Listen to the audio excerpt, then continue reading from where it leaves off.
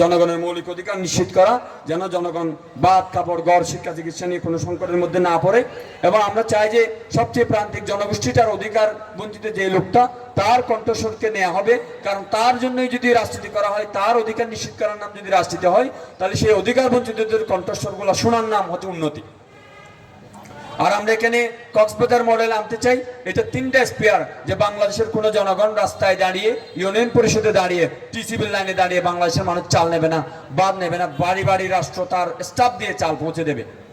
আমরা চাচ্ছি কোনো শিশু যিনি 16 বছরের বয়সে নিচে আছে, সে কোনো চায়ের দোকানে কোনো, এই রাজনীতির মধ্য দিয়ে সবচেয়ে প্রান্তিক মানুষটিকে জানিয়ে দেওয়া হবে যে রাজনীতি মানে বাদ, রাজনীতি মানে কাপড়, রাজনীতি মানে গড়, রাজনীতি মানে।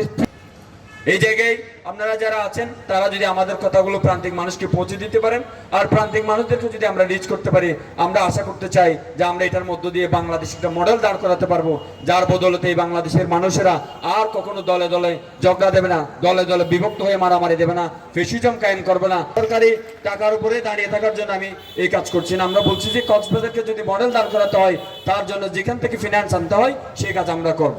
আমরা প্রত্যেকটা যুবকের বেকারত্বের অবসান চাই। প্রত্যেক আজকের বাংলাদেশ তৈরি হয়েছে, কিন্তু সেই বাংলাদেশের শেষ কথা নয়। 50 বছর একটা রাজনীতির প্যারাডাইম শিফট হয়, বাংলাদেশে সেটা হয় নাই। কারণ রাজনীতিকে মধ্যবিত্ত শ্রেণীরা যে একটা ভালো জ্ঞান হিসেবে ভালো করাতে চাই, যেটা শুধু বাংলাদেশ নয়, বরং বাংলাদেশের মতো গ্লোবাল সাউথে যত রাষ্ট্র আছে, 57টি দক্ষিণ বিশ্বের গরিব এবং উন্নয়নশীল রাষ্ট্রগুলোর মধ্যে আমরা একটা মডেল দাঁড় করাতে চাই, যে মডেলের বদৌলতে পুরো বিশ্বের 450 কোটি নিপীড়িত শোষিত জনগণ আশার পথ দেখবে এবং রাজনীতিকে সত্যিকার তাদের জিনিস মনে করবে। রাজনীতিকে জনগণের অধিকার। আমরা জাতীয় সংসদে 296 নম্বর আসনে, কক্সবাজার 3 আসনে আমরা জনগণের সবচেয়ে দুর্বল অংশের প্রতিনিধিত্ব করার জন্য আজকে আমরা সংসদ সদস্য পদপ্রার্থী হিসেবে আমি নিজেকে ঘোষণা করছি। আপনাদের সবার আগামী দিনের সুন্দর পরিকল্পনা, সকলের মতামত, এগুলোর ভিত্তিতে আমরা একটি ইশতেহার প্রণয়ন করব। সেই ইশতেহারের ভিত্তিতে এই কক্সবাজারকে আমরা সংসদে এবং গোটা বিশ্বের মধ্যে পৌঁছে দেওয়ার জন্য কাজ করব। আপনাদের সবার সেই জায়গার মধ্যে সহযোগিতা কামনা করছি। আসুন সকলে মিলে একটি কল্যাণমূলক, বৈষম্যহীন, অন্তর্ভুক্তিমূলক, টেকসই, মানবিক এবং মর্যাদা সম্পন্ন কক্সবাজার 3 আসন গড়ে তুলি, যার বদৌলতে পুরো বাংলাদেশের বিদ্যমান রাজনৈতিক সংস্কৃতি বদলে যাবে। আপনাদের সবাইকে ধন্যবাদ। একেবারেই রাষ্ট্রীয় সম্পদ। আর আমি রাষ্ট্রের সবচেয়ে বেশি যারা জনগোষ্ঠী, দুর্বল জনগোষ্ঠী, প্রায় 70% গরিব মানুষ, তাদের পক্ষে যেহেতু কথা বলার জন্য আসছে, আমি মনে করছি এর সাথে উপযুক্ত জায়গা আর হতে পারে না। আর এটা একটা কমিটমেন্ট। নিশ্চয়ই আপনি দেখবেন যে রাজনীতি কোনো মজার বিষয় না, বা এটাকে নিছক মজাদার চিন্তা করলে হবে না। রাজনীতি একটা কমিটমেন্ট। তো কমিটমেন্টটা শহীদ মিনারের বেদি থেকে শুরু হলে ভালো হয়।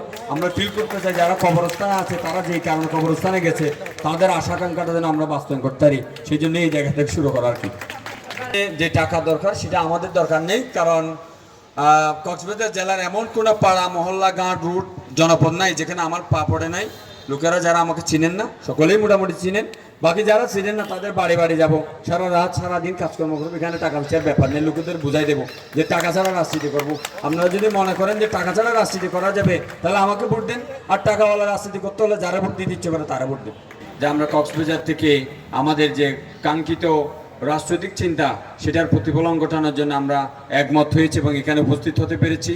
আজকের এই মহান দিনে আমি মানুষের মুক্তিদূত মহানবী হযরত মুহাম্মদ সাল্লাল্লাহু আলাইহি ওয়াসাল্লামকে স্মরণ করছি, যিনি কালে কালে পুরো পৃথিবীর সকল প্রান্তিক এবং শোষিত মানুষদের জন্য পথ দেখিয়েছেন।